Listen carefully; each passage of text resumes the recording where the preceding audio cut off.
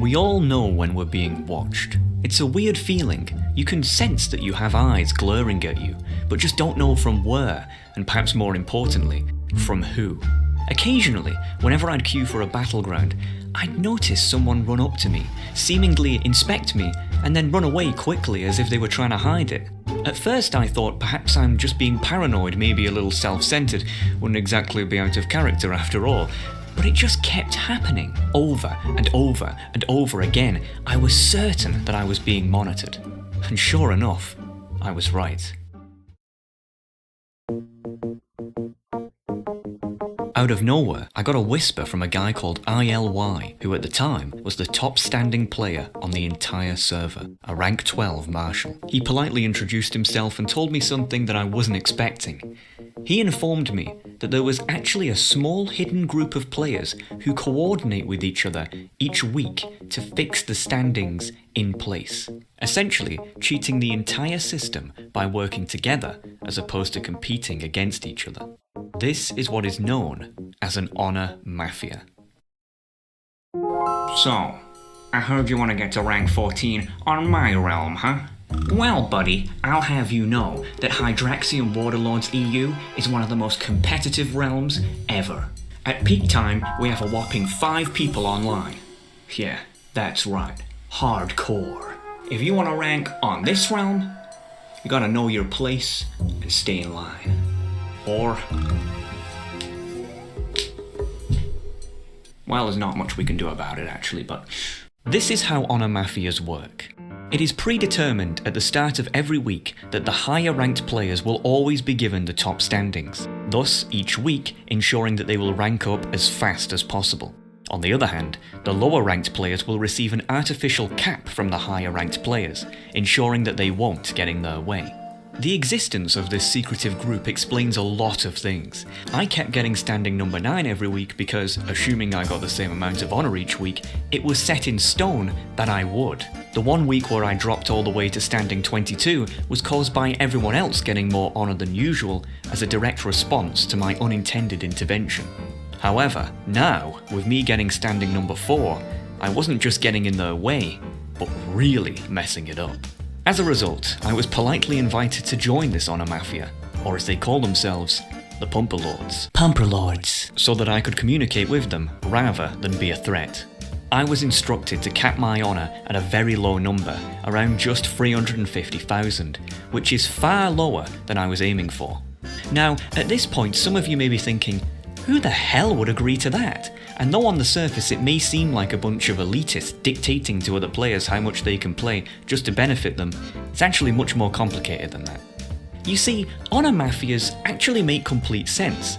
By allowing the higher ranked players to have the highest standings each week, they will rank up as fast as possible, meaning they will be out of the system quicker.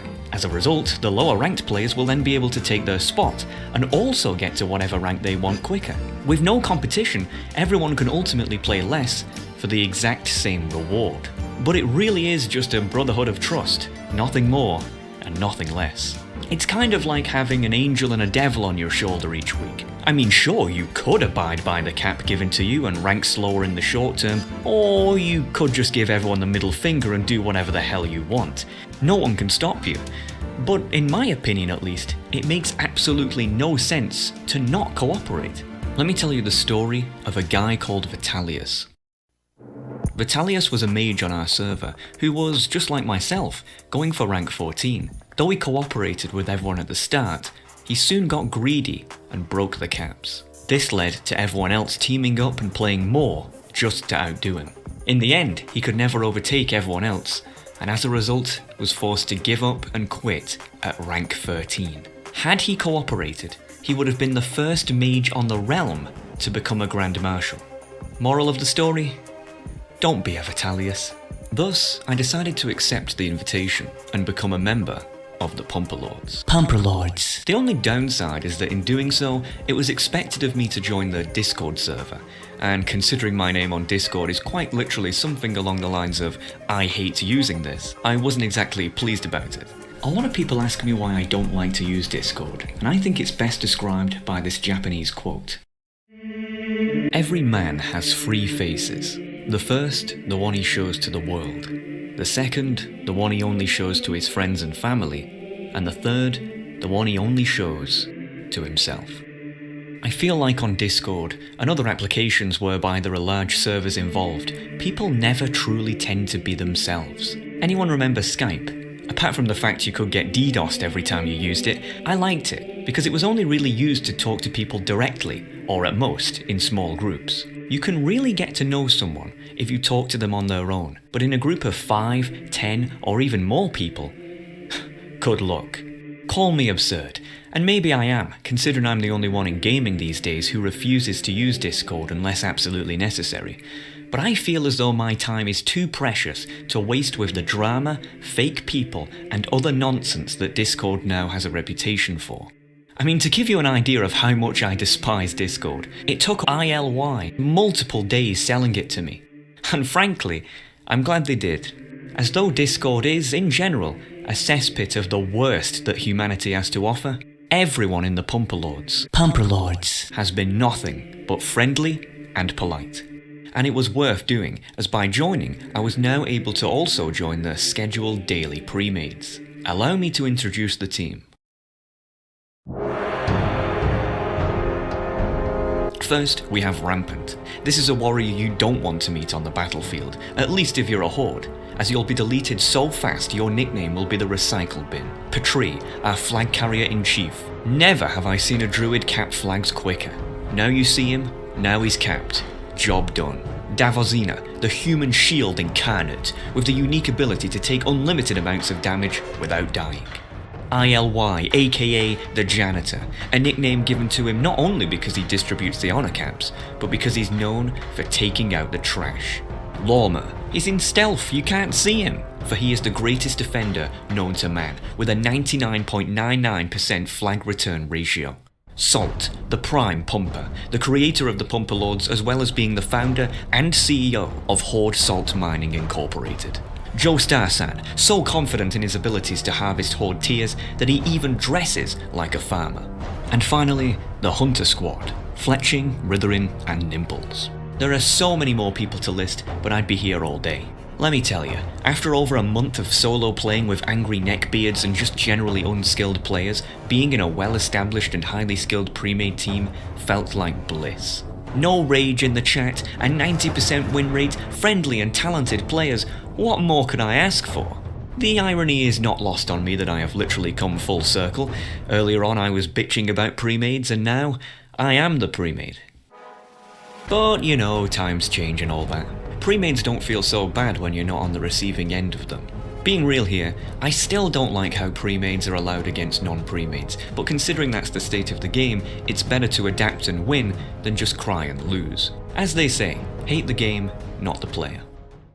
After a few days of blissful premades, I reached my artificial honor cap. Before I knew it, it was Wednesday. The hierarchy for the week looks like this. ILY is on top, followed by Rampant, Ritherin, Nimples, and then me. Yeah, I'm number 5 in line. Don't remind me.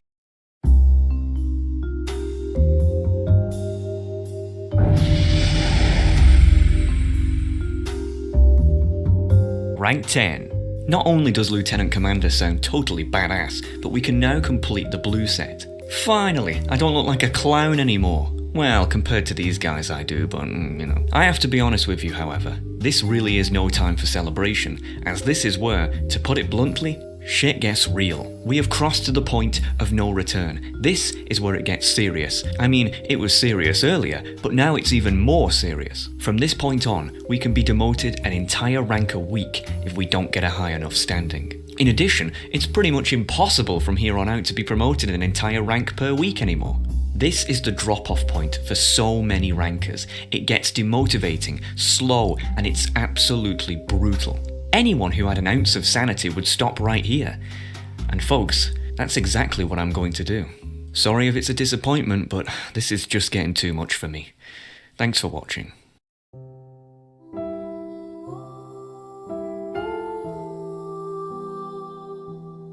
At least that's what I would say if I was still sane. Fortunately for you, dear viewer, I am not, and we have 4 more ranks to get through.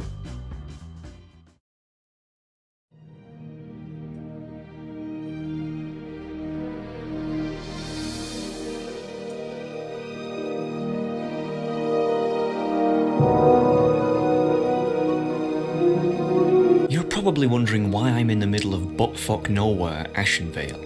Well, it turns out that every battleground has a reputation associated with it, so when you perform objectives or win, you get reputation. And it just so happens that I've become exalted with all— oh, come on.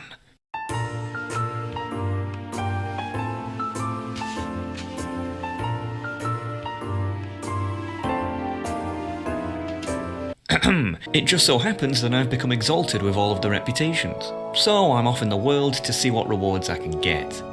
Warsong Gulch's vendor is all the way here in Ashenvale, at a small unmarked camp in the corner of the zone. Coming back here is actually extremely nostalgic to me. Over a decade ago, I remember discovering this place by accident when leveling up for the first time. Don't ask me how a level 20 gnome ended up all the way in Ashenvale.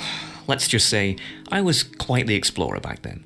I mean, you know, it's not a bad place. Some warglaives, a random goblin, a tower that no matter how hard you try you can't get into. Got to wonder what's going on in there.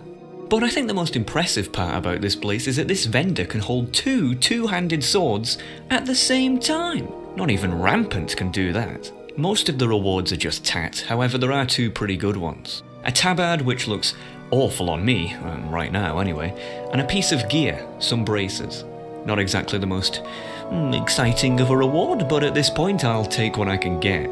Arathi Basin was by far the worst reputation to get, but also has by far the greatest rewards. Here you can buy a one-handed sword with a ton of spell power. Doesn't look bad either. And check out this tabard. Looks just as terrible on me, but hey, it's quite interesting. Finally, with Alterac Valley, you get a matching offhand with a lot of frost damage. I suppose you could say that's quite cool. And a tabard that looks like a pepperoni pizza that's been smeared on the floor by accident. All in all, can't complain. Before I knew it, once again, it was Wednesday. With the hierarchy unchanged from last week, it's time to see how I did. But first, a word from our sponsor.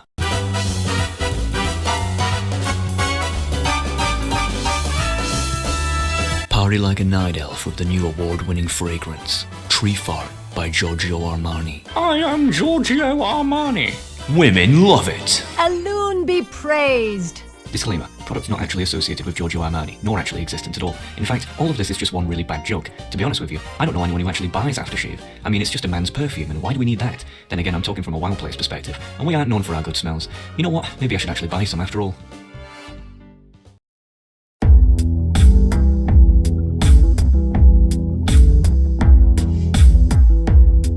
Waiting for something? Well, don't bother.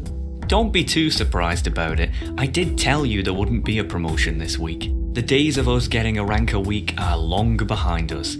I won't lie to you, however, it does feel like utter shit to spend all week grinding, only to get no reward at the end of it. It was kinda like a cycle before. You'd grind all week, feel demotivated at the end, get a reward, and then get motivated to grind again, like a hamster on a wheel. This week, however, I just feel like shit. My girlfriend has also recently quit the game, citing boredom as the result. I mean, let's face it, considering she's a raider, I can't exactly blame her, as raiding in Classic is about as interesting as watching paint dry. Honestly, if you gave me the choice between watching paint dry or raiding Molten Core for an hour, I think I'd pick the paint, as at least there, my hands won't get numb from pressing Frostbolt every 2 seconds. On the plus side, however, she's decided to give me all of her cash. A small loan of 5,000 gold. Not every day you wake up with that kind of moolah in your mailbox, huh? Considering I'm now in a pre-made team, I feel as if I need to start taking my PvP performance far more seriously. Usually I'm one of those players who doesn't care about things like best in slot gear lists, talent must-haves, nerdy spreadsheets, etc. Mostly because I just kick ass without even trying. But when there's 9 other people who rely on you not to piss around, I think it's quite important not to. Therefore, I'm off to the auction house. Freezing Band is one of the best rings to have as a frost mage in PvP. Apart from the huge frost damage bonus, you have a 1% chance to freeze enemy players in place, while also being able to do damage to them. And it stacks. Having 2 of these will make my life a lot easier. There's also these potions I've seen people use called free action potions, or FAPs for short. No, seriously, that's not a joke. By taking this completely overpowered consumable, you become immune to movement impermanent effects for a short while. These things are basically my worst nightmare, as being a frost mage, freezing people is, kind of what I do. I'm sure they'll come in handy for me too, however. Lastly, some enchants are probably a good idea. Movement speed on boots, spell power bonus, you know the drill. I kind of feel like I've just received what can only be described as the WoW version of a makeover. Let's hope it pays off. And it better, as this week ILY finally reached rank 14. Which is, great for them, and for me, as it now means I'm 4th in line to the throne. But it's also kind of bad, as they were an incredibly good warlock. I doubt me getting a few upgrades will match losing them, but alas, we'll see. It's time for another Wednesday.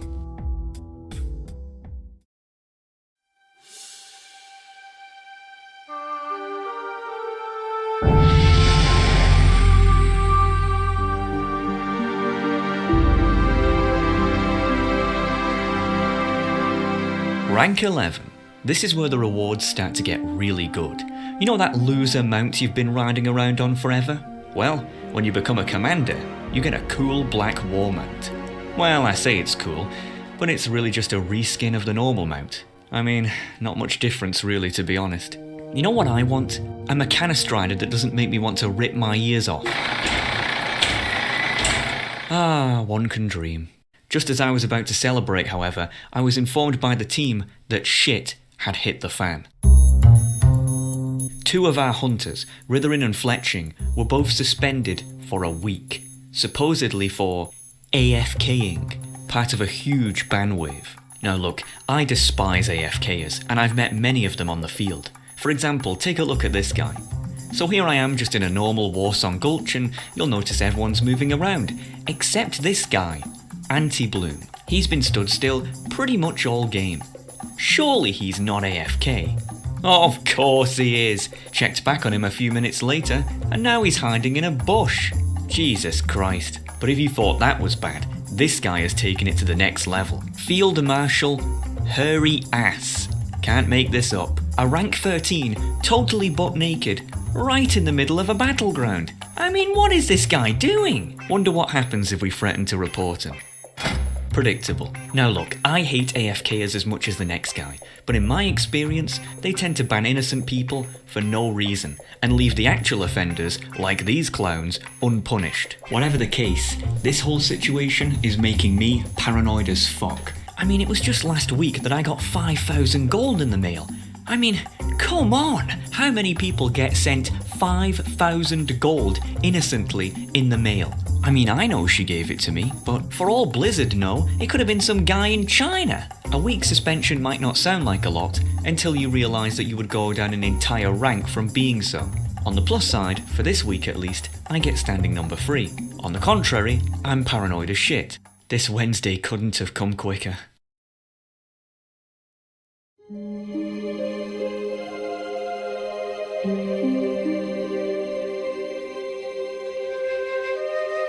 I am not happy. It's going so slow, and I've made barely any progress this week. Ritherin and Fletching have both dropped out, and honestly, I can't blame them, as if I lost a week of progress at this rate, I'd be out too. I mean, seriously, look at this bar. It's barely moved. I suppose in times like these, you've got to look on the bright side. Next week, I'm going to be a marshal. 1 week later.